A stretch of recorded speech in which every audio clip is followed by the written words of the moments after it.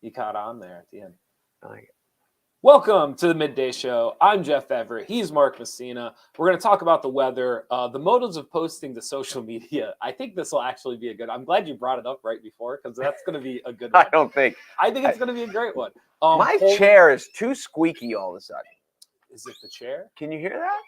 Something's squeaky over there, but I wouldn't have said it's No, the like chair. I'm like pop and Creaky? creak and. Okay. I wonder if hold tight. I wonder if this other chair Would be better. As you're doing that, polling data for Biden and Putin, the problem with car washes, Kyrie Irving's middle fingers, and much, much more on Afterthoughts. Welcome to the show. As Mark's trying out different. This is like what's the one with the Goldilocks and the Three Bears? One chair was too sleeping in my bed. It's a bed, you moron. know. I'm not a parent. You're an English teacher. I wish someone else was in here to see what you just pulled off and what you made happen. Are you all right? Yeah. I hurt my elbow again. I'm going to have to ice my elbow down. Robert Redford, I'm proud of you. Why? I don't know why we have an extra chair in this room, but you know what? This one doesn't squeak. Now you know why. Someone's been sleeping in my bed. Don't you know that? It's not someone's been sitting in my chair. Like, what kind of a childhood did you have? Outside of the chair just annoying you and your arm falling apart, how are you that feeling? hurt. How are you feeling That hurt. today? How in the world? Mentor's about a 3-hour delay today. Yeah. We discussed this for a minute before we went on. This has to be a record for the latest in the year of a snow delay. Did everyone delay, or was it just us? I feel like April, though. I feel like April, you still have the 19th. April. I feel like April, you're still in that ballpark. May. Now, if you had like a snow delay or something in May, that's a different story. I do remember once we were playing golf. It was the first weekend in May, and we were supposed to play at Wellsboro Country Club. And they called up in the morning because it was unseasonably cold. And the guy said, there's snow on the green. You can't play like 3, 4, 14 and whatever. Okay. So we ended up going somewhere else to play. But I think this has to be record. I know I asked you this before and you probably don't know because we had a 3-hour delay. Yeah. I wonder if anyone else did. But I've never had a 3-hour delay. I've only had an hour or a 2-hour delay. This almost sounds like we're going to bring them in just long enough that we can count it. We can check the day off the list. But there are some, like Williamsport's not back yet. There are some schools that still aren't back from Easter yet. For Easter break. So those people are pissed right now because could have had the day. They could have had a half day. And you know when the kids get there, they're doing nothing. Today? Yeah. Today's probably an ultimate movie day. You're probably throwing like Apollo 13 or Shrek into the VCR and hit and play. Shrek? Yeah. I'm trying to think. My mom was really big on showing Cool Runnings. Ever seen Cool Runnings with John? You know what? Just lately, way later in life than I should have. Okay. So Cool Runnings was a big one. Shrek. I told you about the chemistry teacher would always show Apollo 13. Mm-hmm. I'd have to go through and like rack my memory bank for some, but those were like the ones that we always ended up watching. That was, we saw the VCR, like it was still like the cassette tape and you had to put it in. So again, it's funny, like you act like I can't relate to some of them, but like I relate to a lot more to you than you think. You didn't know that someone's been sleeping in my bed. I know, but I know how to dial an old school phone. Like I know what a VCR is. I get it. I know what a rewinder. Like not only do I know, I used a lot of the things that you used. Did you ever hurt your elbow when you picked up a chair? I haven't, no. It's what happens when you get old. You are old. A new season called Sprinter, Spring and Winter. We are in it right now. Yesterday, I walked here in the office because they pin us back in the corner away from the rest of everyone. And I was like, is it really snowing? Because I knew it was going to be cold. I knew they were like, oh, we might get snow. And then to get it, this is absurd. How do the seasons work? If someone smarter, please comment. How do the seasons work? Are there supposed to be 4 seasons or can we have 5? I feel like we could have spring. If you think we could have 13 months, we could have 5 seasons. I feel like we need to readjust the seasons. I feel like there's not only 4 seasons. I will say what this is great for, though. Okay. Allergy sufferers. Oh, yeah, because it kind of numbs it. April's been great. Oh, good for you. Yes. Happy for you. Now, May's going to suck because it's so wet that once everything gets warm and it's going to bloom. But, it's only bad through like June. Depending on how wet June is, the seasonal allergy dies somewhere in, mid to late June. Well, don't they, real quick, in other parts, because I'm just looking this up now, in other parts of the world, they have like the rainy season. Mhm. Like there's like so like, why are we why are we stuck in the idea that there's 4 seasons in America when I would argue that there's very clearly more than 4? Do you think there's 4 seasons? Yeah. I feel like spring is like 2 in its own. Do you think Oh, see, I had someone, this is interesting. Okay. I had a discussion with the wife of a person I used to coach with, and they'd been in the military, so they were kind of all around. And she was originally from Tennessee, I want to say. Okay. She was a Southern girl from somewhere. I think Tennessee, but don't quote me on that. Okay. But I said, what do you miss about the South? And she said, spring. And she said, you don't have spring here. You go from winter to really hot in like 2 weeks, but you don't have and now that you think about it, yes, she's right. Yeah, no, she definitely is right. So maybe, so you're saying there might be less than 4 seasons? Yes. Wow. So or they just might, we look at them in like, there's 12 months. We look at them in quarters. And spring certainly is not a 3. Like fall is a long season here. Summer's clearly over. You get hoodie weather. You can go hoodies from like September 10th all the way through Thanksgiving and beyond. But see, don't you feel like fall? I feel like there's like a pre-fall and then there's a late fall. And I feel like there's a pre-spring and a late spring. Like I feel like we haven't even really gotten into spring. So I feel like we're in like pre-spring where it's like the nights can still be freezing cold. You're still going to get spouts of snow because this isn't really spring. Like if you ask other people it's April around 19th. I It's understand, supposed to be. yes, but you're just going by the day on the calendar. And I think that's the point I'm making is why are we so constricted by it? When to me, it's very clear that like there are more than 4 seasons. Because life runs by the calendar. For who? To who? For all of us. Who decided this? Well, I don't know. They did it long ago, but that's how life works. Someone decided this. I wanted to be a part of it. I think there's more than 4 seasons. I think we need a sprinter. We have one today. Pre-spring should be called sprinter. Then there's a late spring where it finally like consistent warm nights is like late. Like when you finally get to a point where it's like 45 to 55 every night, that is late spring. Well, okay. In your world, they have something for sprinter. It's called March. Yes. Because that's what March is. Probably. Okay. And then your late spring is May. Okay. So we have, and you find those on a calendar. You're killing me. So you think you're good with the 4 seasons? I'm good. I'm just not good with today, but it's good for allergies. The motives, this is a good topic of conversation for right now. I'm scared of this one. No, you shouldn't be, but here's why this is good, because I was just thinking about this after you said it. The motives of posting to social media, some people post a lot, some people post not very often. There are people who post about themselves. There are people who post about others. Lots of reasons to post on social media. This is a good topic for conversation about motives because we are coming up on graduation season. We are coming up on moving on. Like you're going to see a lot of parents posting about their 12 or 13-year-old moving on from middle school or their 18-year-old taking the next step to college.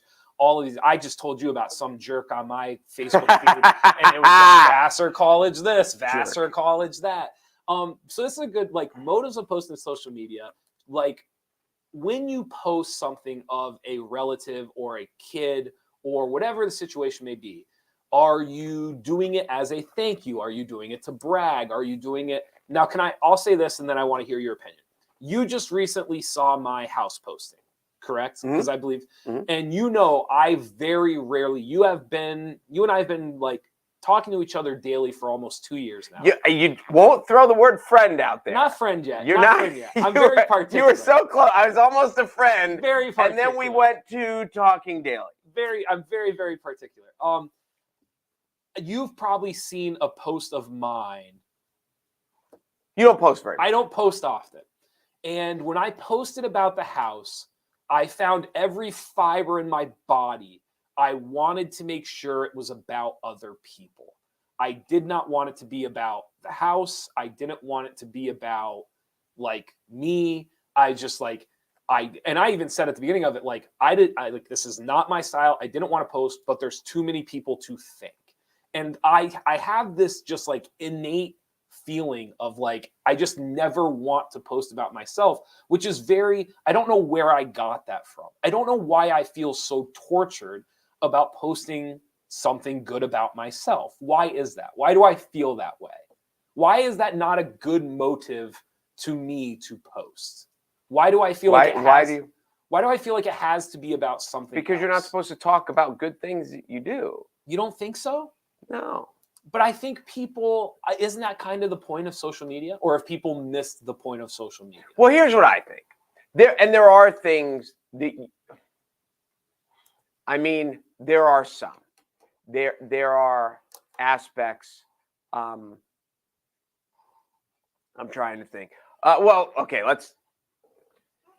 I don't know where to begin now. I have multiple branches. I don't know where. Can I say this before? Go ahead. While I try to organize my thoughts, because I'm struggling. I think you're going to have a harder time doing this than I am because you post way more than me. And right. And I think I have one coming tonight because there's a funny interaction with my kids. But most of my posts I try to be funny. Sure. Something that happened in the house that was funny that I think people can relate to.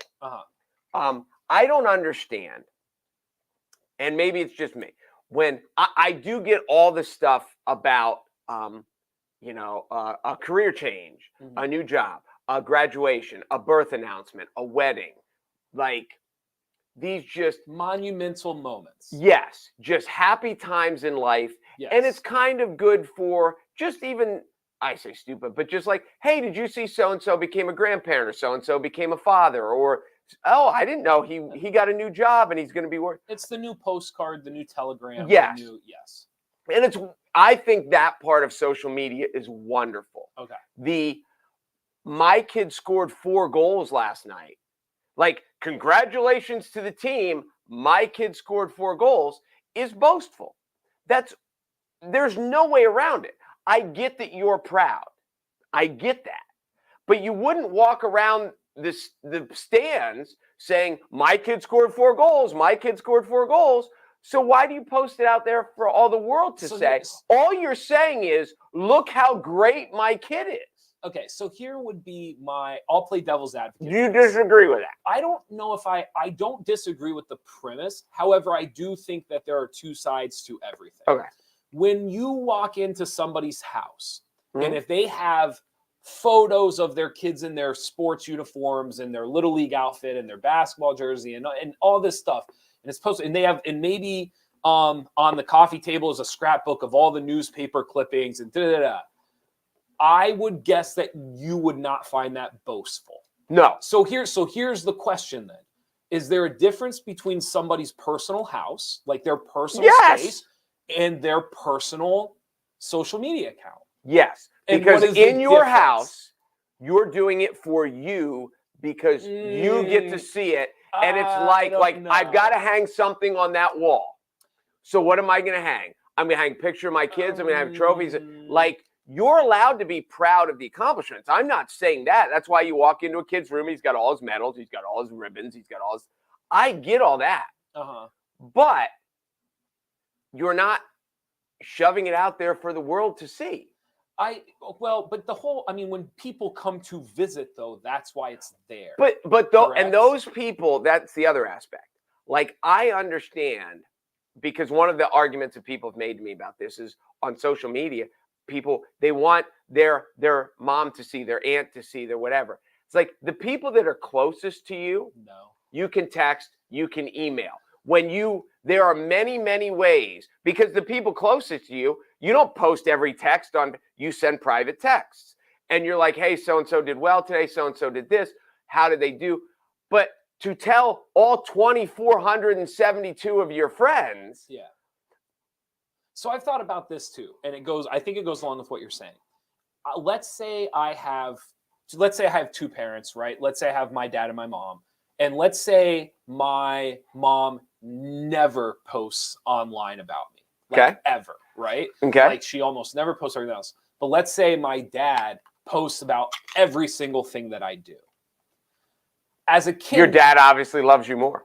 well, so this is, I think that's kind of, as a kid, when I look back, well, I think to myself, that parent was way more proud of me. Or will I think to myself, that parent was way more, is it a way, do you think kids will look back on it? Like when today's kids and 12-year-olds, like when they're 25 or 30, do you think they'll go back through their parents' social media accounts someday and think to themselves, boy, like mom never posted about me, or boy, dad sure loved me every game he did? Like, how do you think? What did mom say? What do you mean? Maybe mom just didn't post. Like I just no. I go but what through did this- mom say to the kid after the game? Not posting on social media. I understand that, but I'm just saying though, like memories fade, and a lot of this stuff on social media doesn't fade. Like it's there as long as the account stays intact. So I do wonder. I have this argument with my girlfriend all the time. She goes, "You never post pictures of us. You never do that." And I said, "But I don't really post pictures of anything. Like it's not like I'm going out of my way to not." So the point I'm making is there are going to be parents out there that just don't post. Like it's just not it's not something they do. But like 20, 30 years from now, they might be together with their friend and they'll be like, "Yeah, boy, your mom must have sure loved you. She posted all this stuff, and every time you did this or that, she put it on her Facebook." I'm curious how that will play out over time. And I get that, but the conversation, like I've had this conversation with my kids multiple times. Like, I'm really proud of you. You understand I'm not posting this on Facebook. And so you like, throw the disclaimer out. Absolutely. And my oldest daughter is not my oldest daughter. You have my middle daughter says, please don't. Do you feel like you have to do that? Oh my gosh, because people do it all the time. But no, I don't mean post. I mean, do you feel like you have to give your kids the disclaimer? I don't know if I have to or not, but I do. Because I don't want them to feel like, listen, because in our society where, you've said like there's this generation where if it's not posted on social media, it didn't happen. I don't want them to think that so-and-so is more proud of their kid because they posted it. So and you we throw did the disclaimer out. But so you do feel like you don't feel the pressure to post, but you do feel the pressure of making sure that your kids understand just because I'm not posting like everybody else doesn't mean I'm not as proud of you. And I think that says a ton about society that you about feel, society. Well, here, that you feel I'll give you an that example. Pressure. I'll give you an example. My son, who's played baseball his whole life, and going through Little League, they rolled ages back. They changed the bat technology because the bats used to be super galactic, and so there were years. We went from a year where this is just an aside. One year we were 18-2 in Montoursville Little League, and our team hit 23 home runs in 20 games. Okay. The next year we were 18-2, and we hit 0 home runs. Okay. Because the age change and the bat technology and all that stuff. My son has hit 2 home runs over the fence in his life. Mm-hmm. They were in this tournament where they were allowed to use the supercharged galactic bats. Mm-hmm. The first home run he ever hit was we were down 2 in the bottom of the 6th, and he hit a 3-run homer, and we won. So did you post or not post? No. Okay. And I said to my ex-wife while we were standing there after the game, when I said, "You realize this? We're not posting this on Facebook." And she said, "Yes, I know." So my question to you is this. As my kid just hit a walk-off home run, 3-run homer, everyone, like, he comes to the plate, steps on the plate, all his friends jump on him, game's over. What is the difference of walking around the rest of the day at the ballpark, in the restaurant, in the whatever, and saying, my kid hit a walk-off homer, my kid hit a walk-off homer, my kid hit a walk-off homer, or posting it on Facebook and saying, my kid hit a walk-off homer? What's the difference? Well, I don't know if there's so it's so funny because I swear I see both sides of this because I get your point. Like I fully do. There's an aspect to this though that isn't it. I can make the argument it's more subtle to post it on. It's certainly more subtle to post it on Facebook than it is to go around and like saying it to every single person you see. It is less obnoxious. 100%. I don't disagree with that. But but at the end of the day, isn't it the same? There's also the aspect of as soon as you were talking about this, immediately what went to my mind was like photo albums. I'm not a huge photo taker. Like I'm very much, it drives people in my life insane because I'm just like, enjoy it. Like put the camera, like just like soak it in, like enjoy it. However, if you are like a photo album person, this is now the photo, like your Instagram account, your Facebook photo album, like that is the album. Like there is no longer the you run to the store, you print it off, you throw it in there, and you have it forever. Like this kind of is the forever album now. And as a devil's advocate, I totally relate. I can understand why someone would find it extremely important to do so. Now, the motive behind it, I think, is a very fair argument to what you are making. But wasn't that the whole point of the photo album to begin with? Was to like, not to necessarily. Well, but I think photos are different. Photos are different. The only difference with the photo is you can, like, people still wrote on the back of the photos. If you go to like a 1980s photo album and you flip over a picture of some dude in a uniform, right there it'll say 2/20 1980. 40 whatever, you know, like they wrote the stuff on the back of the photo. It just wasn't on a public feed, which makes it, you think the publicness of that's the what feed boastful is what you can't be like if you walk around your house all by yourself and say my kid scored 4 goals, my kid scored, you're not being boastful. Like you can be incredibly proud of your kid without shouting to the world, I am so proud of my kid. Look what my kid did. So what about the parents who are consistent? And here's what I mean by this. What about the parent who on a random, let's say you told the story about Jimmy and he hit his first home run. What if 2 days later on he struck out to lose the game? What if 2 days later on a Tuesday, you still posted a photo of him and just be like, good effort, da-da-da-da-da. Do you have an issue with them still posting on the Saturday where he hit the home run? Does consistency help the argument? Yes. Okay. But I would take that to another level. If you are posting every result of like what your kid does. But see, that's funny though, because to me, there's no difference between 20, 30 years ago where you cut out every newspaper clipping. But you didn't, to me, there's but no you didn't difference. you didn't walk around and show it to everyone. You just put it on your fridge. But your house is different. Your house is different. Your house is only your family and closest friends. And those people are genuinely happy. Like there's a lot of my friends that I will text them afterwards and say, how did your kid do? Because I genuinely care. But the vast majority of the world doesn't care how your kid did. What if I said to you, and again, I'm playing a ton of devil's advocate. I get it. What if I said to you, when I post it to my Facebook feed, I'm not telling Facebook to put it in front of you. You just you must see most of my stuff for whatever reason, whether it's because you engage with it. Now you're getting into the algorithm. Well, I'm just saying, like, hypothetically, just because I post something to my social media feed, it does not mean that I am expecting Facebook or Instagram to send it to you. Maybe I'm expecting them to send it to people closest. I think people on Facebook think if they post it, all their friends see it. Correct. But the point I'm making is like when I posted that thank you, right? Like that for my house, I knew that you would see it and my family would see it and the people that mattered. It was a way for everyone that mattered to see it. However, when I went through and I saw who liked it, I had like third roommates from like my first college that I haven't spoken to in 15 years, and they liked it because and it came up on their feed. Because I think with like yours and that it just dripped with sincerity, and people, you could tell in reading your post that it was heartfelt, and you weren't saying, oh, look at me. No. I'm rich. I bought a house just like everyone else. You were thanking all the people who helped you in the process. But I would like to think I'm someone who is knowledgeable about social media. Like I would like to think I'm a little bit above the average. And as I was writing that post, even though I understand how the algorithm works and I understand how social media works, it never once crossed through my head, people that I don't care if they see this or not are going to see it. It just never crossed my mind.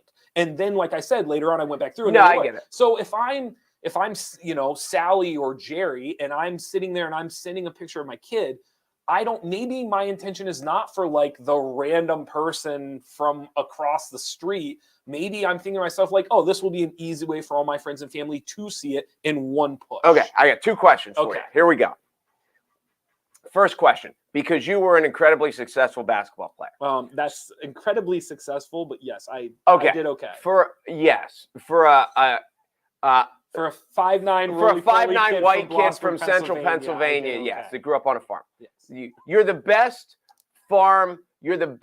white farm basketball player in history, not named Larry Bird and Jimmy Chitwood. How's that? I don't know. I doubt that, but continue. Okay, so you go out, you have a great game. Give me you dropped 30 in the whatever. Did you guys ever win districts? We lost my senior year. We lost in the finals. What was the biggest game you ever won in high school? I know. I mean, we had good wins. I mean, my senior year we lost 3 games, I think. So we had big wins. Okay. Yeah. So you win a big game over some rival up there. Sure. You score 34 points. Okay. If Facebook had existed like it did now, would you have wanted your parents to post, Jeff scored 35 points against Sayre? Canton would have been a bigger rival. It's a really good question. Let me answer it in 2 ways. The first way that I will answer it to you is I look back and I think about like 16, 17, 18-year-old Jeff. I really didn't understand what this was. So 16, 17, 18-year-old me, absolutely. Like I look back and absolutely what? Yes. But you wanted your parents to post it. Because here's why. The shame of it wasn't there. Like there was no shame in your parents posting it about. Like I personally would go and I would like talk about some of the things that I had done or like had a great week at the 5-star camp, made the game-winning basket because 17-year-old me, I didn't understand my ego. Like I didn't understand how that perception looked at all. Okay. And then B, I don't think we really understood who was seeing it or what people would think of when they saw it. It was just like people are going to see this thing. So to answer your question in 2 ways, younger me, I think I would not have been embarrassed. I don't think I would have like asked them to do it, but I certainly would not have told them not to. Younger me. Older me now, understanding perception and kind of what social media looks like and where it goes to and how, I would not want my parents to post to it. I would also like to add, my parents wouldn't have posted it. No, and I will also say before I get to question number 2, there's a big difference between a parent just posting, look how great my kid is, in my opinion, and then sharing Chris Massey's write-up of this is what happened. Because don't get me wrong, as a high school kid, when you played well, you couldn't wait till the paper came out the next day because you wanted to read, but it was from somebody neutral talking about that you played well. And it's very different to have someone neutral say it as to have your parents say it. So let me ask you this then. So when a parent goes on and posts, my kid scored 4 goals today, and she was the greatest player. We won 5-1, and my kid scored 4 of the goals. What is the motive of that parent? I think there can be a lot of motives. I certainly get where you're going at it. Like, how would you describe the motives without it sounding boisterous? What is the motive other than, look how good my kid is? I don't know. I mean, again, there is like there's an archive aspect to some of the stuff. Like, I don't have kids, but I have friends. I'm the only one in my friend group who does not have a kid right now. And I have noticed even some of my friends posting about their kids way more than what I would have guessed or would have expected. And what I'm beginning to realize is there's very much an archive view. It's become the scrapbook. Yes. I get that. I don't know. This is a really good conversation. Now, I'm all for like the kids are playing wiffle ball in the backyard and like, hey, let's get the kids together. I want to take a picture of it. Okay. Like, or I'm good with all that. It's just the whole, look how great my kid is. I mean, we always told our kids, you know, don't go around school and be boastful. Don't go around school and don't go like is there any kid more annoying at school than the kid who said, "What'd you get on the test?" And you're like, "Oh, I got 100. What'd you get on the test?" Or, "I got 100. What'd you get?" And we had a kid, and I won't mention his name, but he used to do it all the time. I'm like, "I bet you did really well," because the only time you ever ask is when you did really well. Sure. So, like, isn't that kid annoying? Do you think that there's some of this, especially like, again, because I'm not a parent, I do wonder how much some of this is like trying to alleviate the stress of parenthood. And there's such a weight to parenting of like, are you doing the right things? Do people think you're doing the right things? Does when your kid finally has a bright spot, a moment, things like that, is there an aspect to this of alleviating that stress of like, hey, like, I know parenting is hard, but like, look at what my kid was able to accomplish, and I'm hoping in some way I was a part of them being able to do that. Or to you, is that boisterous? Like, did I just describe being boisterous to you? Well, okay. All the positive things out of it with pride. Like, listen, when my kids accomplish something good, I'm incredibly proud. Mm-hmm. But the aspect of being proud, I'm proud without going to a keyboard.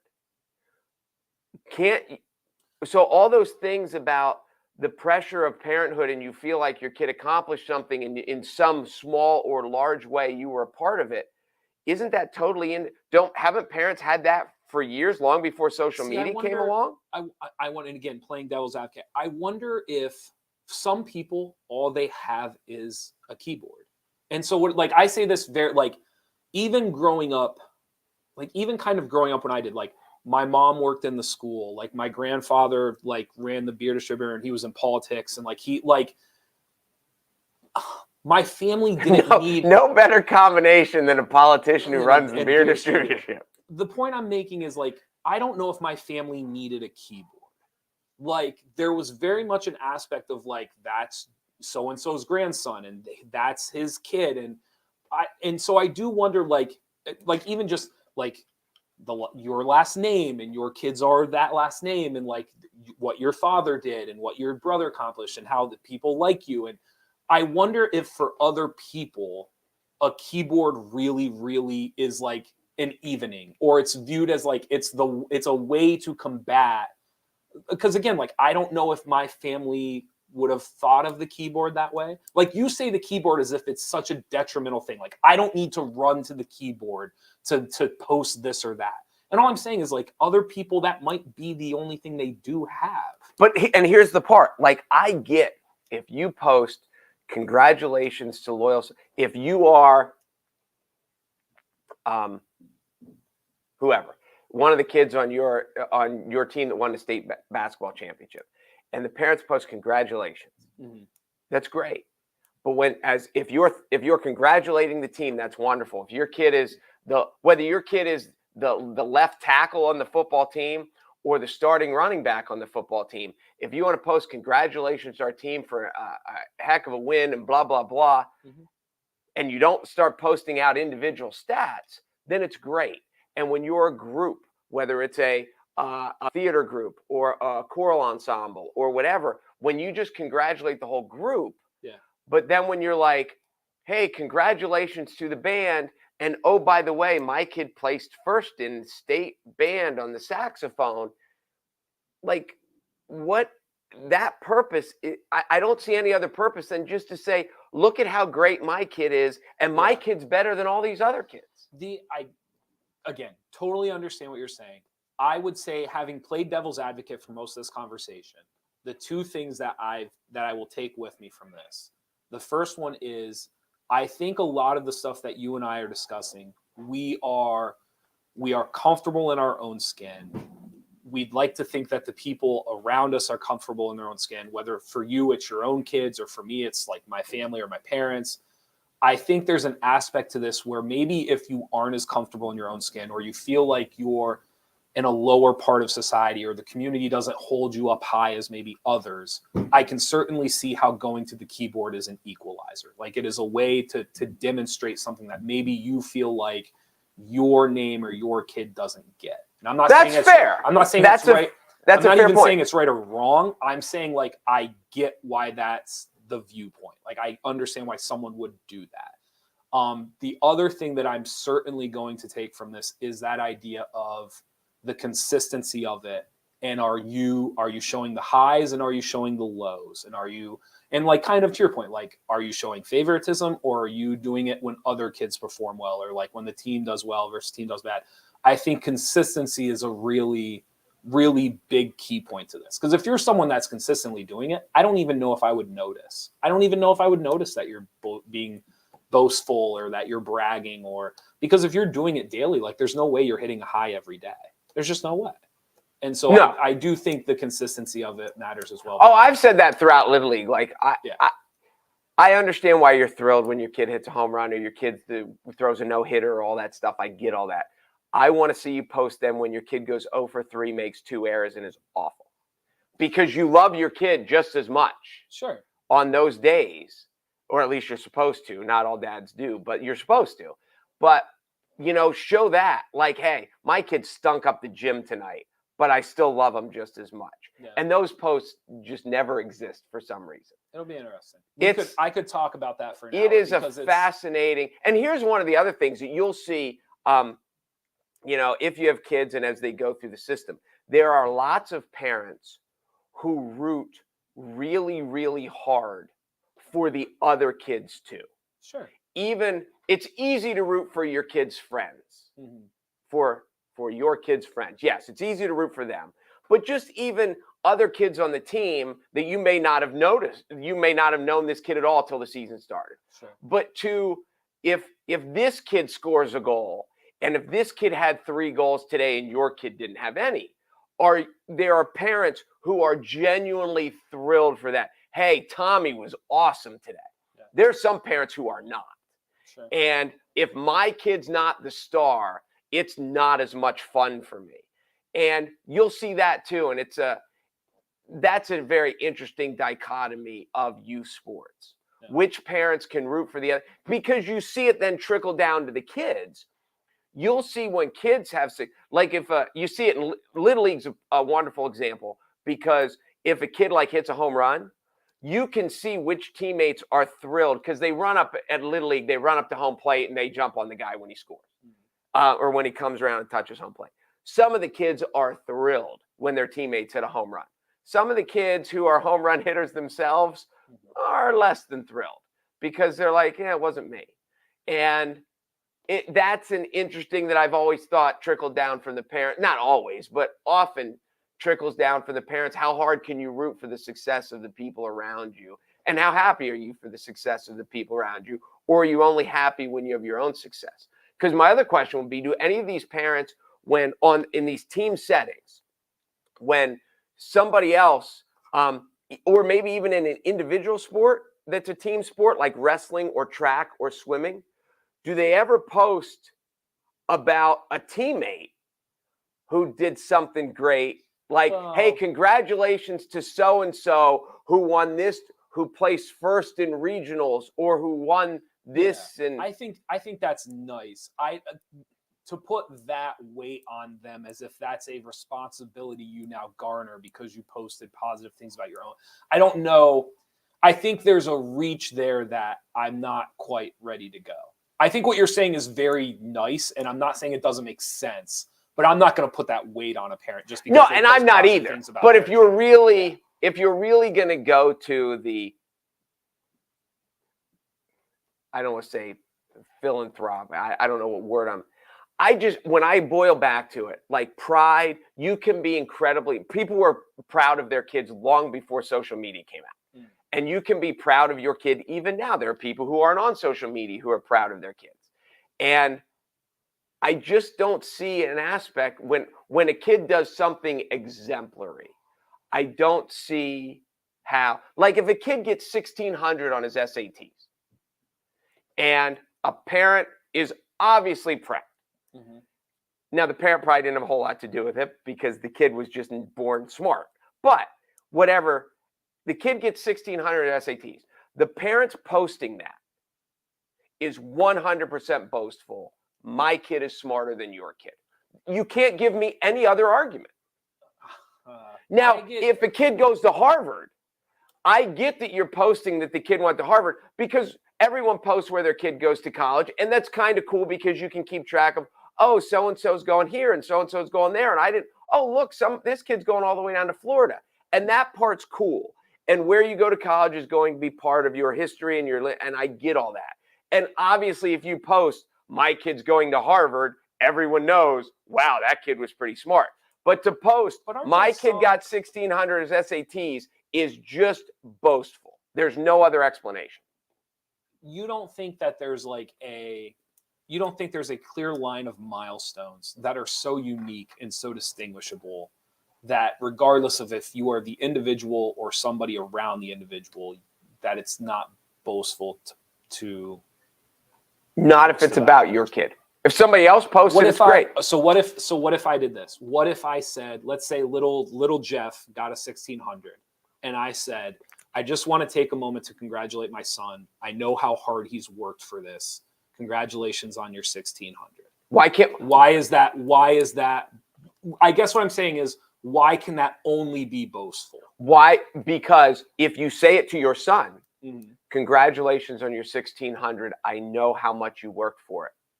That's what matters.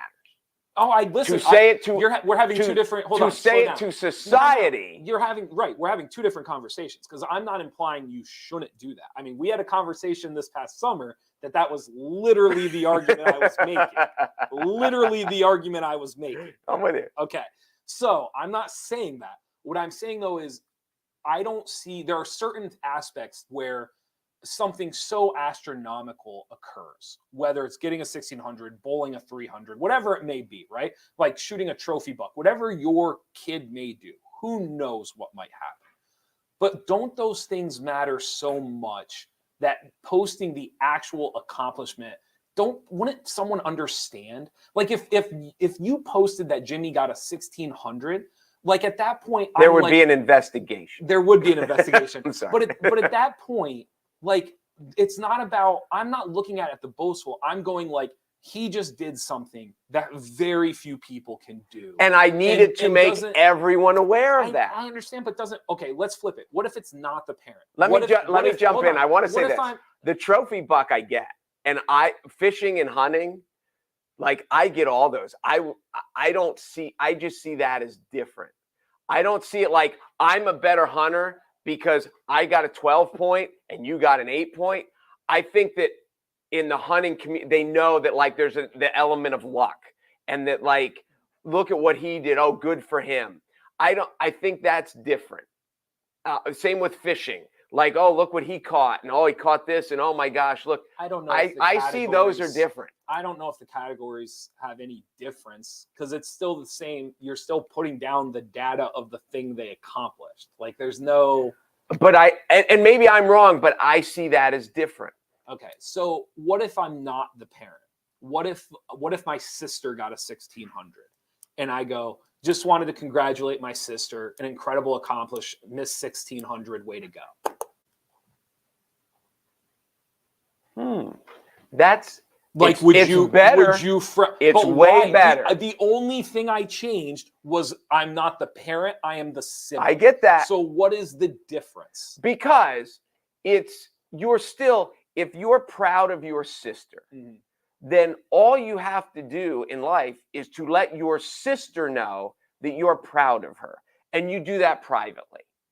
To say it publicly doesn't let your sister know that you're any more proud of her. I don't know. I think that's why we're having the conversation. Because if you say it to her privately, like, I don't even know your sister's name. Lindsay, I am really proud of you. My sister did not get a 1,600. If she doesn't believe you when you say I'm really proud of you, but then does believe you and you post on social media, then there's a problem in your relationship. So like, it's just the aspect of it is the whole like telling her and telling the world. I understand the reason to tell her. The reason to tell the world is to be boastful. Okay. As an anti-poster, as someone who doesn't post a ton, I'm surprised at how much more acceptable I find posting some of this stuff than you do? Because everybody does it. Okay. And that's why I didn't want to have the conversation, because everybody's going to disagree with me on this. And they know that I'm taking, because Joey hits a home run, it's going on Facebook. I see it all the time. There's another one of the things you see at Little League when you've been around Little League as much as I do. There are kids that every home run ball they hit. And I'm telling you, back in the day when they had these older kids in super galactic bats, there were kids that hit 18 home runs in a 20-game season. Like, it was absurd. Mm-hmm. And Dad would collect every one. And we need to throw in a new ball. And like leagues, they weren't going broke. But you're going through a Little League game. You're going through 5, 6, 7, 8 balls in a Little League game. And it costs, a ball's not free. So you're now you see other parents, the kid hits a home run and they're just like, just throw back to the pitcher. He's fine. He doesn't need another one. He's good. Sure. And so you see that as well. So I don't know. It's interesting. It's a fascinating issue of social media, and I just don't get it. But it's good. Do you want to go through this, or you want to go through? Delete all the negative comments about it. I already did for you. Polling data for Biden and Putin. Did you want to talk about that? Which one? Hold on. The polling data for Biden and Putin. I just found it funny. I was reading somewhere, and it said they interviewed GOP voters. Okay. 84% of them said Biden being president is bad for the world. Yep. That's the phrase, the world. Right. 84% Biden is bad for the world. 83% said Putin is bad for the world. Mm-hmm. So by 1%, according to the VOP voters polled, Biden is worse than Putin. By 1%. By 1%. It's still hysterical, because that means hysterical. Somebody, because everybody else checked them both. Yes, I think it's funny. I also told you, though, I'm not surprised at all, because I think if you are a GOP voter or a GOP politician, when you wake up in the morning, and this is a very American thing, you're really only worried about the things that you can see and touch and that affect your day to day. And so for a lot of GOP voters and politicians, when you put your feet on the floor to start your day, Biden is much more real than Putin is. It's to me, like, that's just the way. I totally, their brains work. I totally get that. Did I ever tell you this one? This was back in the 90s. Because it was right around one of the Clinton impeachments. And I was listening to Rush Limbaugh. Okay. Who, whatever, see, you're kind of young for Rush. I know you know who he is, but he, very, very bright guy. Mm-hmm. He was a baseball commentator, actually, for the Kansas City Royals for a little bit before he got into politics. Very bright guy, very entertaining. Whatever your political bent was, I thought that you could learn something from Rush and you would laugh. But it was right at the end of the 1990s when they were all doing the Y2K of the century. And it was worst people of the century. Okay. And it was like Hitler, Stalin, Mao Zedong, and Clinton was 4. Bill Clinton was 4 on the list. Okay. And Limbaugh went off. And this is one of the reasons why Limbaugh is brilliant. Okay. He was like, there is no way Bill Clinton's number 4. Look at these people on the list. He goes, and he moved. He said, we're going to redo this list. And he started Hitler's 1 and Stalin's 2. And in Limbaugh's list, he moved Clinton from 4 to 6. And it was hysterical because he kind of joked. He goes, I'll put Clinton 6. Yeah. But yeah, it's like in the world, like Clinton and Hitler, like they're in the same ballpark. Right. Like, are you kidding me? Right. So anyway, I don't know. When I read that headline, 84% said Biden bad for the world. 83% said Putin's bad for the world. Do you think they can both be right? Oh, listen, I'm not saying what's going on in Washington right now is really nobody looks at the White House right now and says they're really, cooking with a blue flame, There was a crazy story because it is car wash season. Everyone's finally. Is it? It wasn't until yesterday. It was car wash season. There was a really horrific story about a man who died in an automatic car wash in California. He tried to get out of his car during the car washing procedure. Apparently, it was one of those where the car is actually like pulled through. So the ones where like you pull up and you stop when the light turns, whatever. This was not one of those. This was one of those where like you get on the track and then the track kind of like pulls the car through it. So he got stuck between the car and some machinery. They tried to resuscitate him. It didn't work. He passed away. I don't know. Brutal. I can't. First of all, I would never get out. I go to the one in Montoursville. Do you know which one I'm talking? The laser wash or whatever it may be.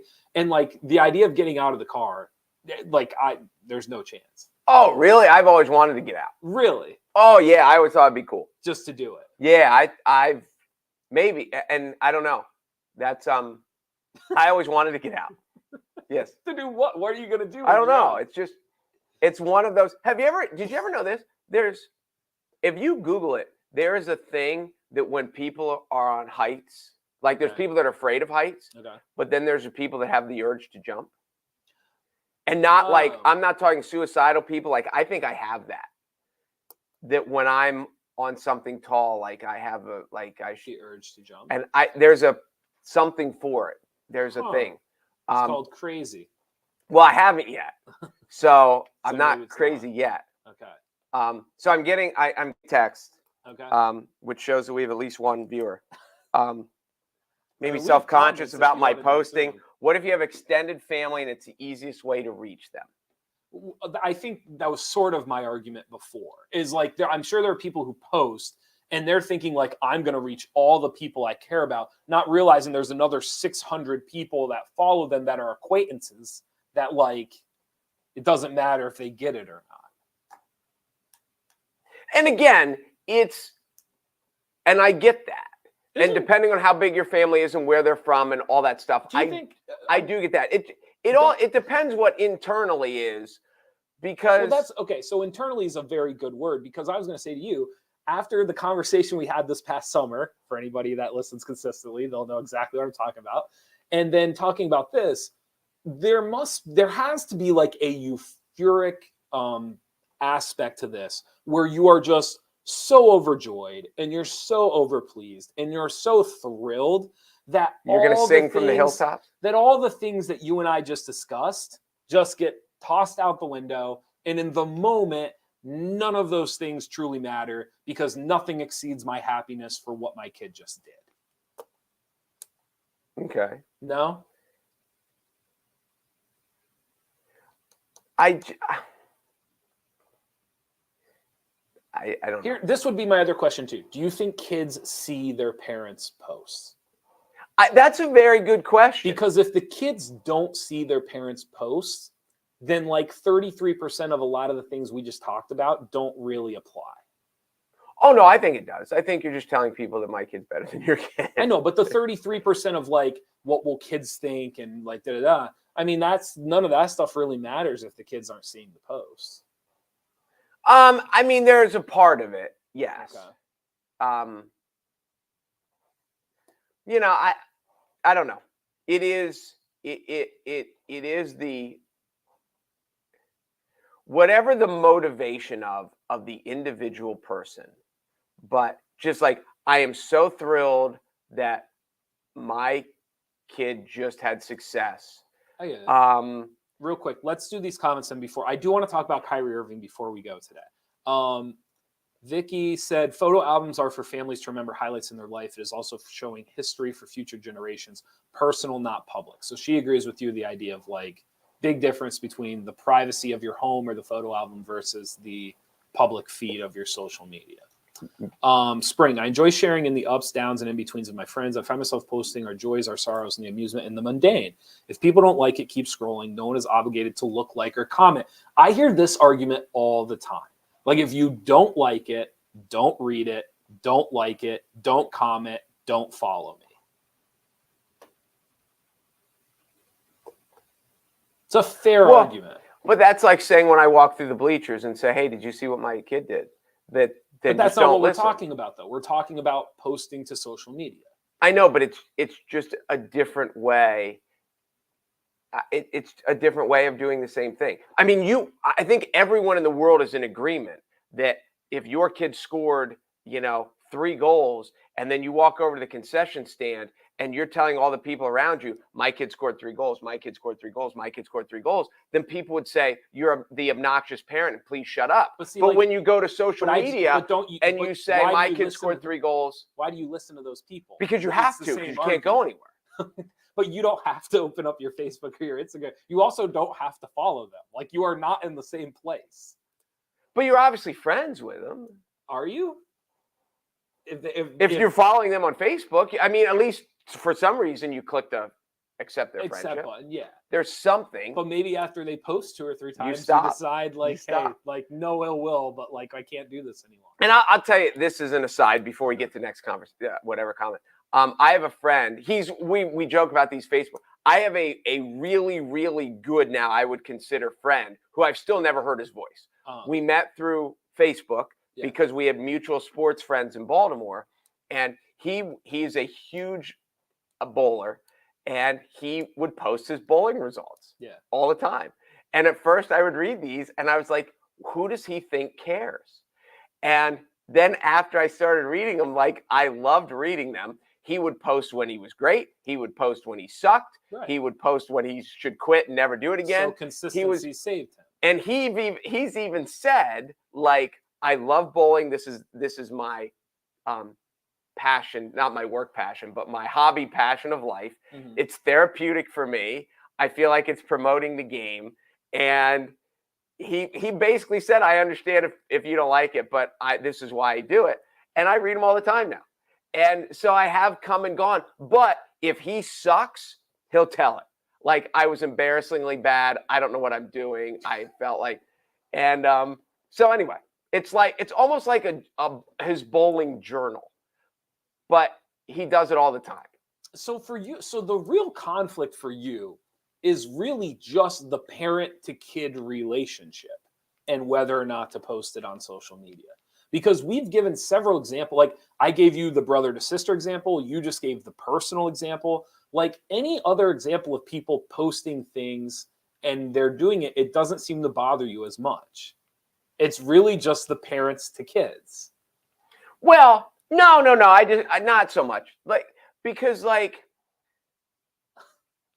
I'll give you an example. I guess the best example I can give. When Mike pitched in the big leagues, we didn't have social media, and at least for most of it, like especially when he was in Baltimore. And when I was in Baltimore, I was on a radio show. When I moved back here, they used to call me like 2 mornings a week. Mm-hmm. And I remember the one morning he was with the Yankees now. And I think he threw a shutout the night. He was awesome the night before. Mm-hmm. And we came on, and I was on for a half hour, and I never brought it up. Yeah. And they just talked, and it was kind of the running joke. And they're like, do you have anything else? I was like, no. And they're like, oh, well, there was that game in New York last night. I was like, you threw well. And like, I would not have. There's an old saying that if your kid is good, you don't have to tell other people will tell you. And I believe that wholeheartedly. And when that goes against all the principles of social media. When Mike did well, I didn't feel like I had to talk about it. Sure. So I didn't talk about it. Yeah. But people would talk to me about it. Correct. But that's such a it's a fair example, but it's an extremely extrapolated example because if your brother did well, the world knew your brother did. Yes, but it's still the same, like... This is different in the sense of, like, not everybody's going to know little Jeff is doing well.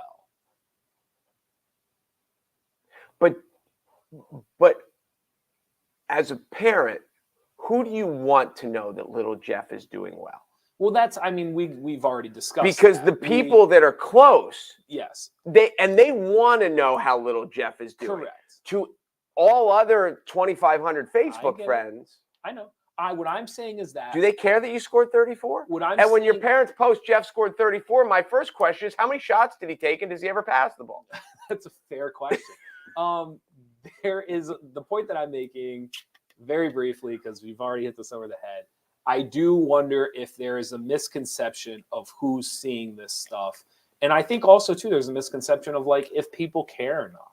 Like, I think there's a lot of people who post and they do not care if you like it or not. Like they don't, it's not like, as far as they're concerned, like it's not even necessarily for your consumption. It's for the 30 people over there who do want to see it. And like, if you happen to be one of the 50 people that it landed on and you're one of the 20 that didn't want to see it, sorry, that's blame the algorithm. You know what I mean? Like, I think there's that aspect to it. And I agree with that, but go ahead. No, I was just, so Vicky says, you can say little Jeff did well in the SATs without boasting it was a 1600. I will, my 10-second clip here. I think I totally agree with Vicky. I think there are certain milestones where the number just transcends everybody else's opinion about the post. If you get a 1600, if you shoot a record, whatever, if like there are numbers that go beyond the boastfulness of the post, it's more just miraculous that something happened. You don't think so? But isn't that even more boast? Like, if you go shoot the course record at White Deer, yep, and you post, I just shot the course record at White Deer. I can't. Isn't that just boastful? I can't believe it. Had a ton of fun shooting the course record at White Deer.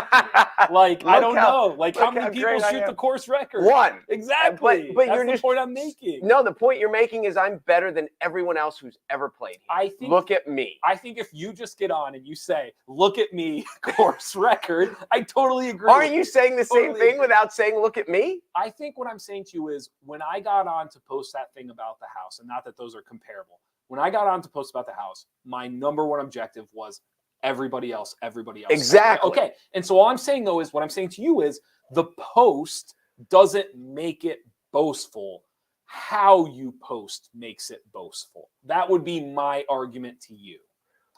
So tell me how you post that you just set the course record and it's not boastful. I just did. I want to thank everyone who helped me get the course record. Can't believe it. A couple of lucky shots later, had a blast setting the course record at White Deer with my old chums, and then a picture with all of them. like I'm telling you, there's a way to do this. That is a thinly veiled way of saying, I want everyone to know I just set the course record. But would you agree there's a varying level than me just coming on and being like, look at this, you chumps, course record. Like, there's a difference. Is the point but there would almost be a respectfulness of the genuineness. At least you're not trying to disguise it. This is how I know you're on the left side, because I went so far the other way. You're like, well, you know, there's a genuineness to saying you said it. Yeah, at least you're just saying, look, I did it. I don't know. Brutal. Isn't this societal? Towns name things after local heroes all the time to boast about their origin. Very true. Wait, what? This is a little bit like my coach's argument with you, that I think like we're going to look back at the way college coaches were treated, and we're going to be like, why did we treat these guys like deities, like legends? Like it's the same type of concept. I understand what towns boasting about a local hero, because it is, yes, there's an aspect of look how great our town is. Our town is like, yes, they're proud of their town's accomplishments. Which only comes back to my point. But it's different than. This is what I mean. It'd be like a rich guy buying a town and then naming it after himself. They did that all the time. That's literally how these towns were made. And isn't that arrogant? What I'm saying though is like it only seems to really bother you when it's apparent about their kid. Well, don't you think that's arrogant? Oh, no, listen, the argument that I'm not making to you is not that they aren't all arrogant. Like I said, I've pretty much played devil's advocate today. Like, for the most part. No, I get you. I'm 75% with you. What I'm saying, though, is you seem to only have a problem truly with it when it is the parent posting about the kid. Like, if a town names it, if some billionaire buys a town and you'll live in the town, if someone posts about their sibling, well, you know, it's their sibling. If, like, it's a personal thing about bowling, it's fine. Your real grudge is just parents that don't seem to recognize the boastfulness of a post about their kid being successful. That's all I'm saying. That's my biggest gripe. And so my question back to you is, do you think the parents see it as boastful? I think two things happen. I think there's the euphoric, why can't I say that? Euphoric aspect to it, where I think they're just so overjoyed.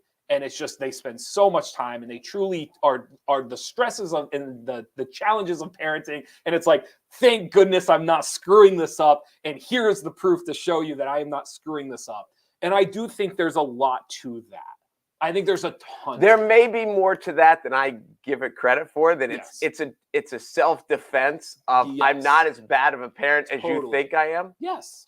I really believe that's a big, not for everybody, but I do think there's a big, big part of that.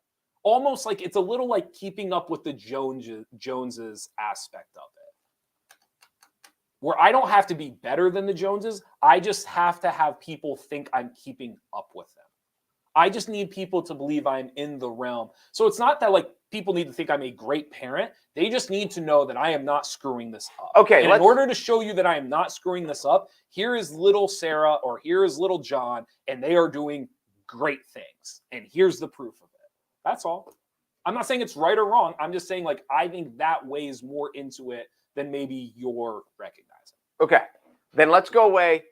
Let's do this. Let's take our social media experiment a little I'm not further. going to get to talk about Kyrie Irving. Go ahead. Keep going. No, I probably shouldn't say this either because this will make people mad. But so let's get away from parent-child. Let's go to other aspects.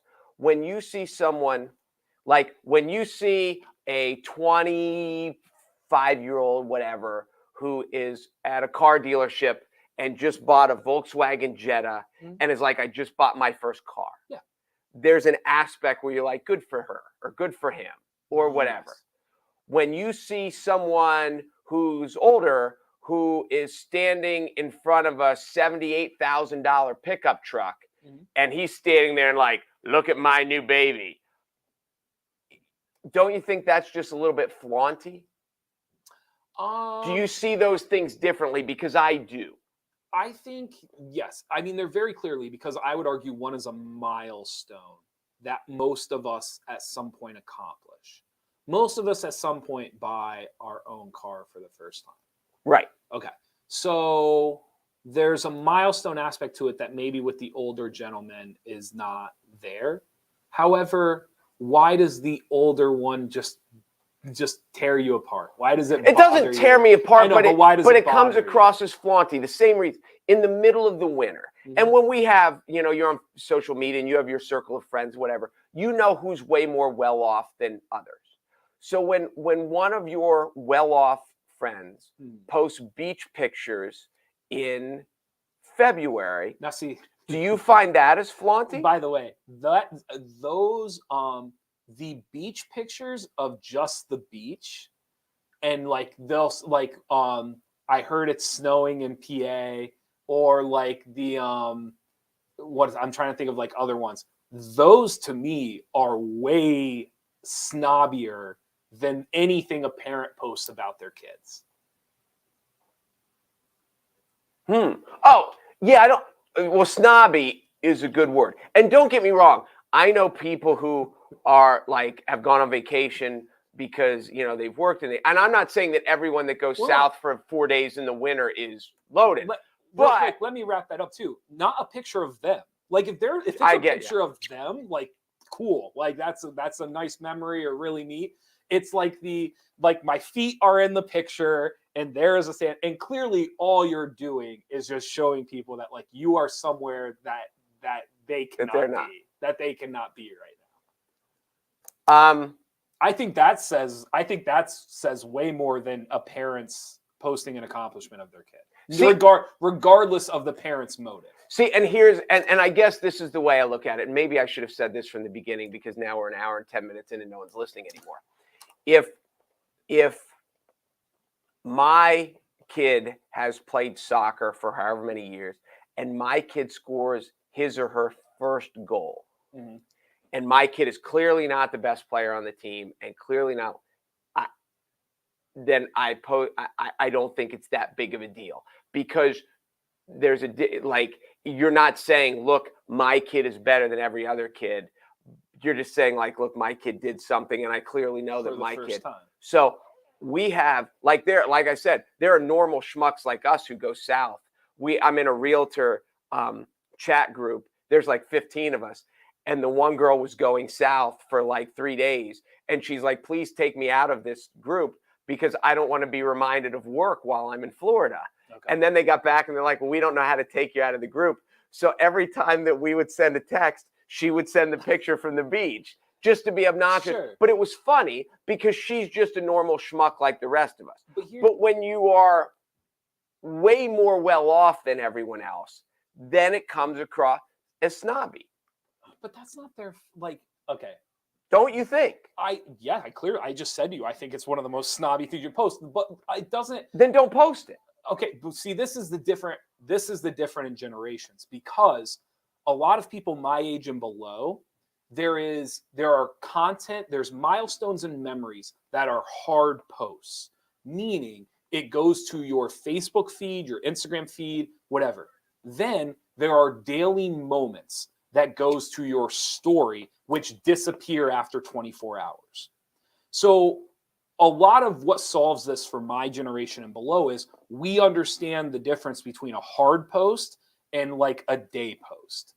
Whereas parents that are older than me or even your generation, they don't really understand the difference. Everything just goes to that hard post. So it's like this moment of like me showing you the beach and my feet and like I'm somewhere you can't be and being snobby. They'll put it on their story for 24 hours and then it disappears, never to be seen again. Okay. And that is significantly, that understanding cures a lot of what you and I are talking about. Yes.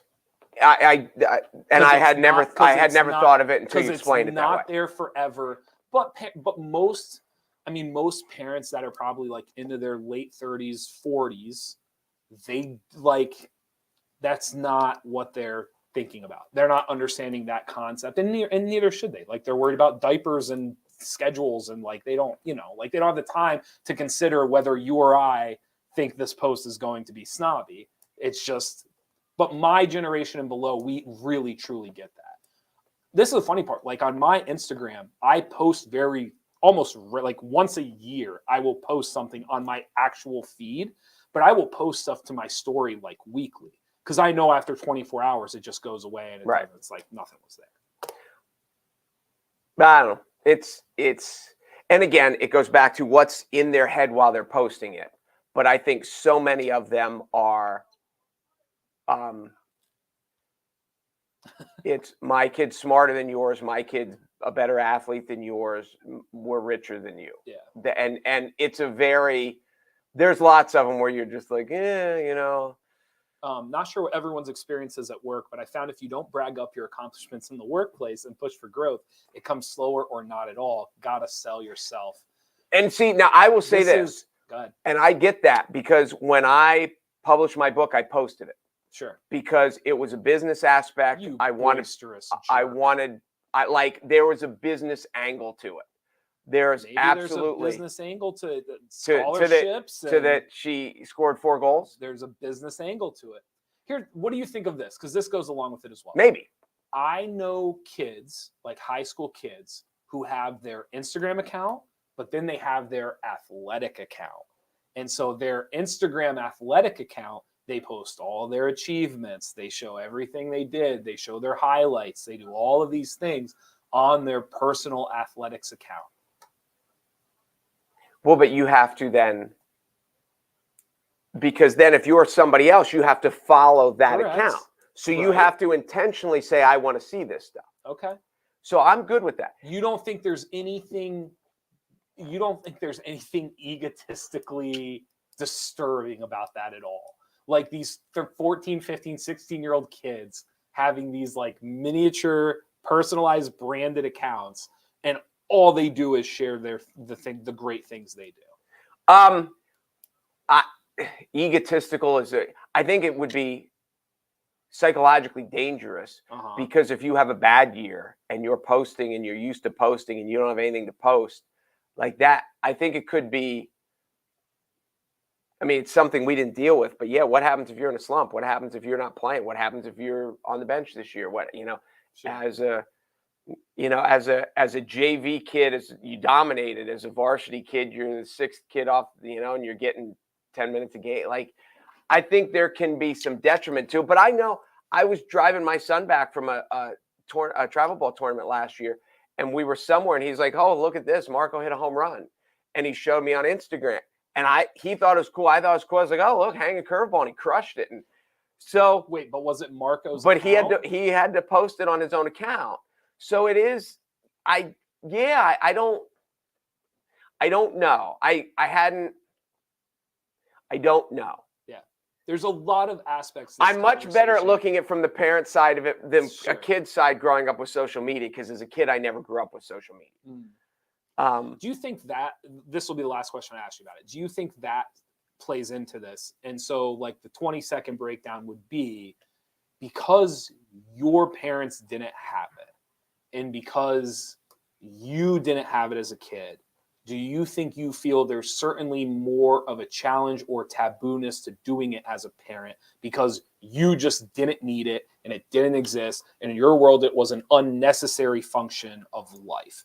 And now to see other people use it as a way to brag or be happy or whatever negative or positive connotation you want to put on it, is that the reason? Do you feel like that plays into why you just can't not even wrap your head around, but do you think that's why you are just very against that style of post? I mean, maybe. I think that we were taught when we were kids, when you have success, to not brag about it. And now, because it seems cleaner and it seems more professional because it's on Facebook,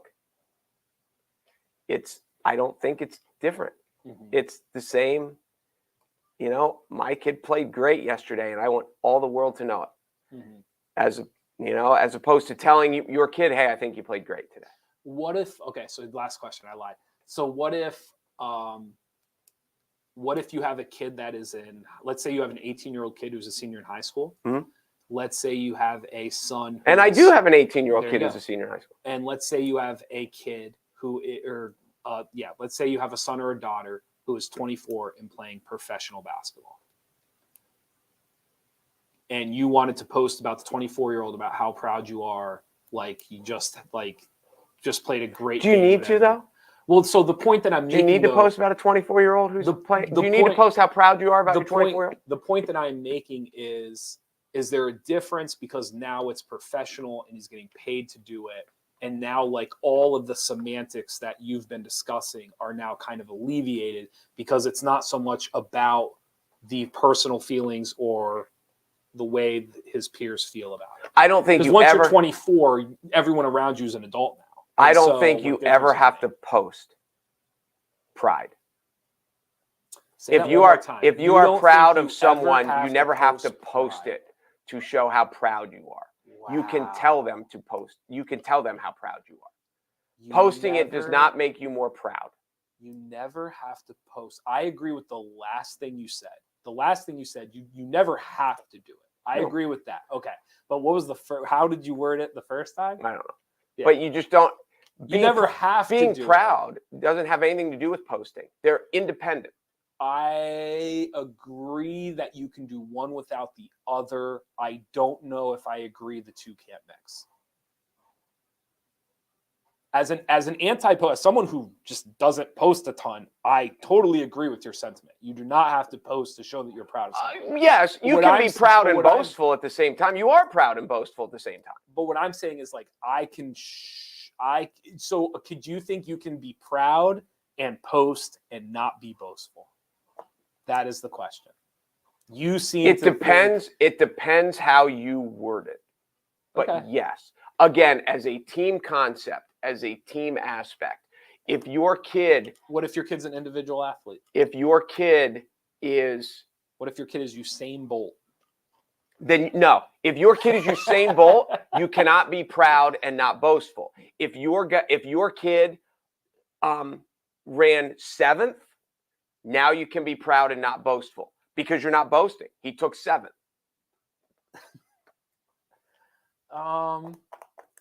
I'm not saying... Did you ever hear the saying, when you lose, say little, and when you win, say less? Mm-hmm. When you win, you don't have to say anything. When you're successful, you don't have to say anything. In this scenario, the people that are winning are not the ones that are posting. But they're still like... Do you understand what I'm saying? I do. That saying works for individuals. I don't know if that saying works for posting about other people. I mean, I do get what you're saying. I just keep coming back to, if you're proud of your kid or your spouse or your sibling or whatever, then telling them to all you have to do is tell them or text them if you get nervous talking. It's a pride is private. Okay. Pride is not. You can be. It does not need to be public. It often shouldn't be public. Okay. You disagree? I think there are. You agree with me more than you don't agree with me, but you've done a good job as devil's advocate. I get it. Because I don't post a ton, and I think that in itself tells you which side of the argument I'm on. Right. It's just I got to be a part of the state championship program last year, and I did not post one thing about it. Like, not one. You can go through my Facebook, my Instagram. There's nothing there. You wouldn't know it happened on my social media. So it's not. But on the flip, why didn't you? Honestly, I was so thrilled and in the moment. It just never happened. I think there were times. So let me get this straight. You could be thrilled in the moment without posting? No, because you're taking it out of context. What I'm saying is, like, there were moments where I would see photos and I would actually say to my girlfriend, save that photo. I'll use that. No, I get it. And you're not a poster, so I would say save that photo so when I post about this, I can use that photo. And then, like, a day went by and a week went by and a month went by, and then all of a sudden, like, I'm just not a poster, not pro or against. Like, I just don't. It's not something that I do a lot of. So the point I'm making is, like, if I did post about it, I don't think that would diminish my pride. I don't think it would have shown. I don't think I would hope that people wouldn't have thought less of me if I did post about it, I guess is what I'm saying. Because in that moment, I'm trying to think from a coaching aspect. Because in that moment, that was, this sounds so corny because there's obviously bigger things in life, but in that moment, it was everything. But I get it, and the aspect of from a coach, and now we have no one listening anymore. But from your coaching aspect, one of the aspects of your coaching is you grasp much more than most people your limited control during the game.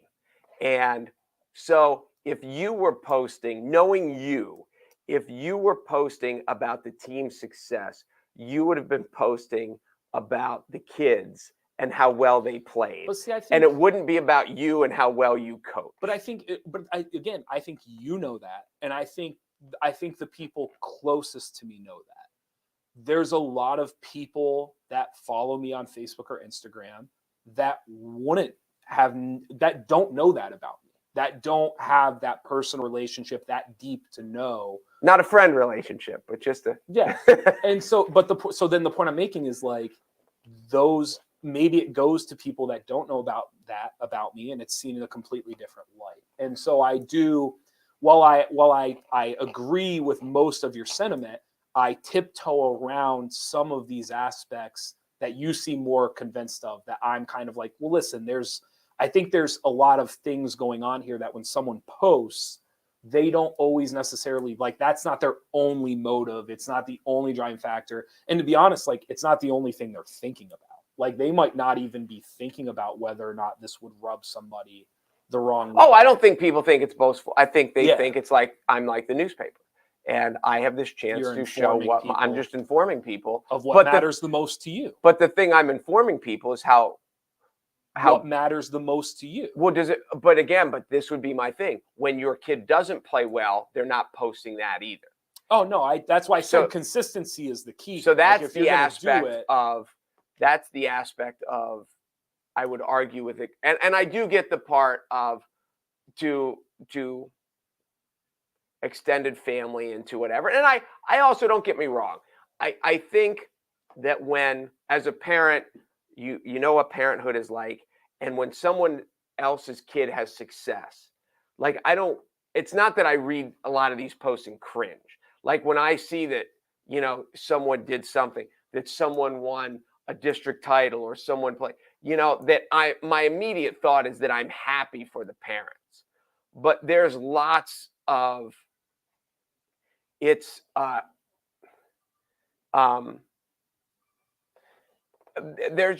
lots of, my kid played well today, and it was a normal, he's a 12-year-old, she's 9 and she scored 5 goals. And there's a lot of those that are not, that it's just like, look how good my kid is. What I'm trying to think how to word this. There are people in society who have a lot going on. They have kids, they have a job, they have families, they have side hustles, they have side passions. They got like, there's just so many, like me, myself, like between like family, work, basketball, farm, like they're like, I could wake up every day and not be bored. Right. There's also a lot of people in society though that have decided and dedicated their life to their kids. Like that is their side hustle. No, I get that. Their kids are their passion and their job and their side hustle, and they are stay-at-homes, and like this is what we do. And so I do wonder, like, if you're a husband or a wife or whoever you are, and like that is what you've decided, like that is your life and your lifestyle, like I don't know. Like I guess there's more. But don't you want to teach humility? Isn't that one of the important things? But I think you can. I guess what I'm saying isn't that an incredibly important thing? Yes. I think it's not black and white the way you make it sound sometimes. Like you just made that sound as if a parent posting to their Facebook account couldn't possibly teach their kid about humility. And all I'm saying is like I think there's several parents could probably pull off both. I think there's an overwhelming number of parents who could probably post about their kid getting a 1600 and at the same time teach their kid about humility very well. I don't think those two have to be black and white.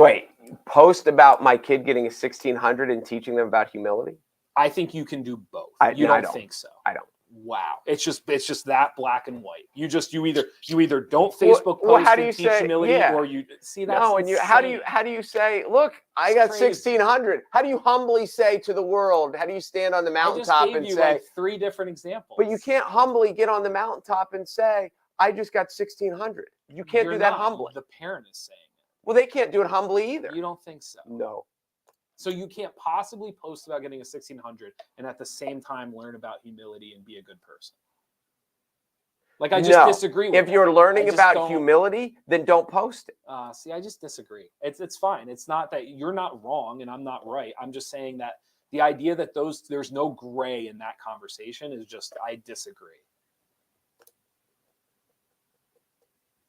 It might be. Here's the other thing too, and I anybody who's ever gotten a 1600, if you're listening, please comment. We have none of those people listening to us. I would just say that's really rude. Apologize to our listeners. What? There might be a 1600 out there. There isn't. A 160. I don't know. Well, if they took it twice and added it, we have some of those together, people. We don't have any. I might still not. Isn't there an aspect of this too where like that might be the greatest accomplishment they ever have?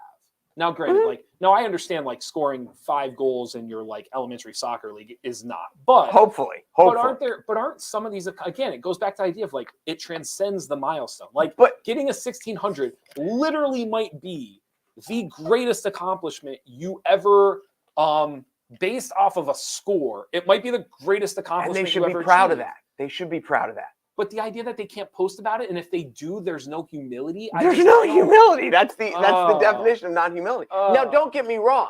There's a level of honesty where if someone comes up to you and says, "What did you get on your SATs?" and you're like, "I got 1600." Like that's not being boastful because you were asked and you didn't. Like there's an aspect of as a player saying, like I'm the best player on the team isn't necessarily boastful. Because there's a fact, like you've coached a lot of teams where like it was obvious who the best player was. So you're like, it doesn't, but there's a difference. You don't feel there's though, a like difference why a kid. You don't feel like you're piggybacking like some things versus others. Like it feels like you have a very concrete, like here are the things in this box that you do not touch. Do not post these things. Do not talk about these things. And there's just no there's no gray area for a parent to possibly like do it and still show humility or still be like not boisterous. Like you just think it's like they're in these boxes and you can't touch them. No, I think there's if a parent is talking to you and his kid is on your team and the parent says, like, I know my kid's the best player on the team, and you agree, and you're like, yes, my parent. Now you're just in a conversation about the team and it's factual. If the parent goes on Facebook and posts, my kid is the best player on the team, now it is gone from your informational conversation to be boastful. Yes, you've also shifted. Like we went from like talking about an accomplishment in the game to them just flat out being like, my kid's the best and everyone else sucks. Yes, I'm obviously on your side with that. Like I'm totally on your side. But to say you got a 1600 is not necessarily saying my kid is better than every other kid who's gotten a 1600 or better than every kid who's taken the SATs. I'm just saying, like, there happens to be close. It's like climbing Mount Everest. Like, all I'm saying is there's a finite number of people. Hold on. No, I'm just saying there's a finite number of people that are going to do specific things. Climb Mount Everest, get a 1600, whatever it is. And all I'm saying is I think sometimes that transcends being boisterous. Like, you have to say the feat. Otherwise, there's no, like, what is the point of accomplishing the feat? And I do get that. I get, like, climbing Mount Everest, I think, is different. Hiking the Appalachian Trail, I think, is different. If you hike from one end of the Appalachian Trail to the other, I don't see that as a boastful. I see that as like. Okay, but can I tell you what I think the difference is? Yeah. I think the difference is that you think you could do that if you actually wanted to. And a 1600, people can't just wake up and decide, I want to get a 1600. Correct. Okay. And so what I'm saying to you, though, is that's not that person's fault. Because there are people in the world who could do it and decide not to. Okay, let me ask you this. How many people do you know personally that got a 1600 their SATs? I know of people. Like, I don't know them personally, but I know, like, so-and-so's sibling got a 1600. Okay, so like 3. Mm-hmm. Okay, so of all the people you know, if someone posts it that they got a 1600, then they're saying I'm smarter than everyone you know except 3. But see, you don't think that's boastful? I don't think I would have taken it the way you're taking it. Like if someone, like, again, if they come on and they're like, hey, I've worked really hard for this. Can't believe this day finally come. I got my score back, 1600. Thank you to all my tutors and anybody who helped with this. Da da da da da. I don't think there's anything wrong with saying the fact that you got a 1600.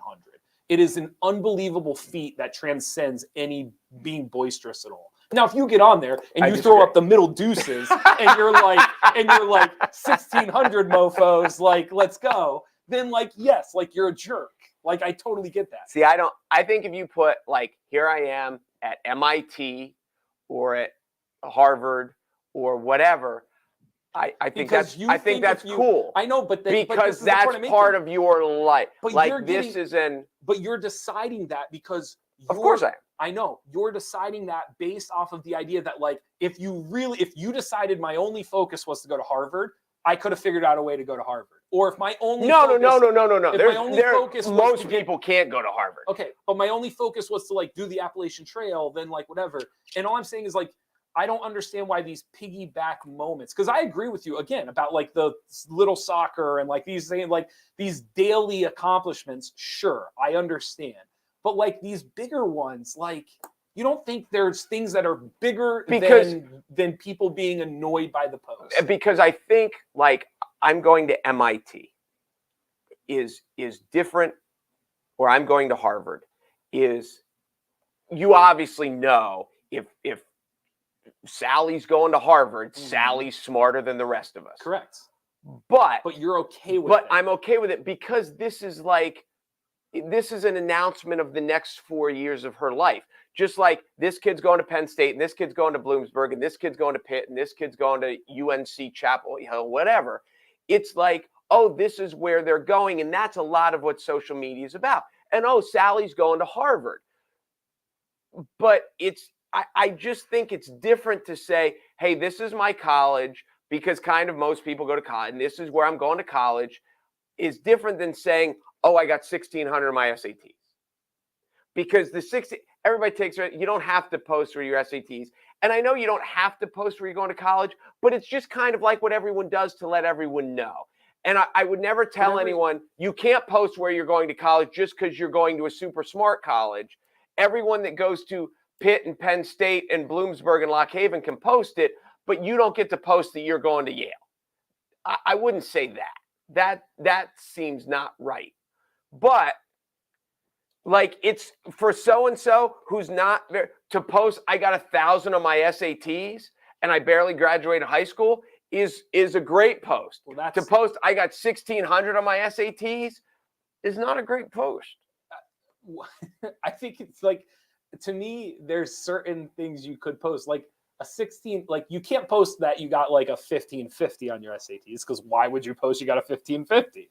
Like, it's like that to me. But can't you be just as proud of your 1550 as you are your 1,600? Totally. But the point that I'm making, though, is like, isn't there, again, it transcends everything. A 1,600 is something that few people get to do.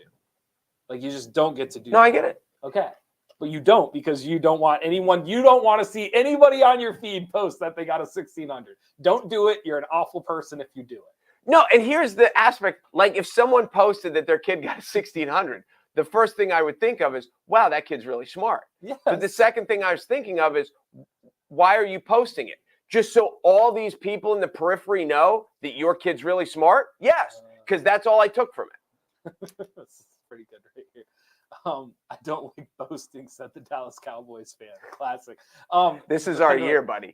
This is our year. By the way, he's a huge Dallas Cowboys fan. Oh, is he? This is our year. So he's allowed to say that. But in the end, do you really need that much attention that you have to post your every win and move in society? Sometimes this gets unwanted attention as well. Totally agree. I mean, that's the challenge of like being like quote unquote an influencer, right? I mean, that's a challenge even what you and I do. Like we're gonna walk outside, and now if anyone ever wanted to know like what I thought about posting on social media, they now have an hour and a half worth of. No, they don't, because people stopped listening. People stopped listening. Is that what it was? Even though they keep posting stuff. Those are people who dozed off, went back to work, came back, and they're like, these two are still talking. I may have missed this part, but what about bragging on social media negatively affects the person other than losing Mark's friendship? Boasting hurts who? 1,600 club, move peasant, first world problems. So there you go. So he's saying if the worst thing that happens posting on social media is like you lose Mark, what did you lose? It's a very valid question. That is a very valid question. Move peasant. All right. I've never heard move peasant. We'll talk. Maybe we'll talk about Kyrie Irving another time. They play tomorrow, so maybe Thursday we'll talk about Kyrie Irving, because that's a good conversation as well. Absolutely. There's a lot of different, even just like expectations for athletes, fan expectations. How should they behave? Should athletes? What is a reasonable response? How far can you go? I don't think he's going to get suspended. So maybe we can talk about that on Thursday, especially. Yeah, and I don't know enough of the context. I mean, you gave me the Cliff's Notes version, but I will throw this in for the baseball fans that are still watching, because they're none. The Yankees are very, very ordinary this year. This aspect that the Yankees are always great and they spend all this money and they're just good. They'll get hot, and their line, they don't hit, and it's not like they're not hitting. When you look at their line, this is a very the Dodgers are good. In the American League, this whole thing that like, oh, the Yankees are always good, the Red Sox are always good. There are a lot of teams that can contend this year that don't usually contend. There was a piece on, I want to say it was on The Ringer, but they did this whole aspect about the pendulum is going to start swinging back in baseball, because everything just became like, just hit it out of the park, hit it out of the park, hit it out of the park. And so now that the pendulum has swung so far, what they've realized is even when you hit it out of the park, you get one run, right? Because there's nobody on base. And so The Ringer just, I think I'm 99% sure, and about that pendulum swinging back, and you're going to see teams this year get punished for going too far on that pendulum. And they're not awful. Don't get me wrong. They still got Judge and Stanton, and but the lineups that they used to have with the hitters, it's just different. Yeah. And teams like, Toronto might be just as good as the Yankees this year, and there's Seattle might be good this year for once, and the Mets are actually good and look like they're actually good, because every winter kind of like the Mets are better, and then the season comes and they suck. Right. So it's going to be very interesting. But I think the Yankees are going to be one of a bunch of teams that are competing for playoff spots at the end that have a chance in the American League. Tomorrow we have Jason Fink on from the Business Comic. Do you think he wants to talk Kyrie Irving? I think he would. Good. I think he would. But we probably wait, and I know you just said this. Kyrie plays tomorrow. He's supposed to play tomorrow. As of right now, he's not. Oh, well, they play again tomorrow, yes. whether he's in it or not. He's and they're not suspended. Down 1-0. They're down 1-0. They lost at the buzzer. Oh, they lost at the buzzer to Boston on the what a great play. But the bigger, I mean, the game was crazy. But the bigger story was just about Kyrie Irving and just kind of like, I hate to I want to have a reasonable conversation about it because to say about his behavior, there's always a negative connotation behind that, right? Like his behavior. But that's why I want to talk about fan conduct, athlete. Oh, it is a fascinating discussion. Even just his response of his response being to turn around and give the double birds to the fans and just I don't where's the line? Depending who you are, there's a lot of people not defending him, but kind of yeah, why wouldn't he play tomorrow?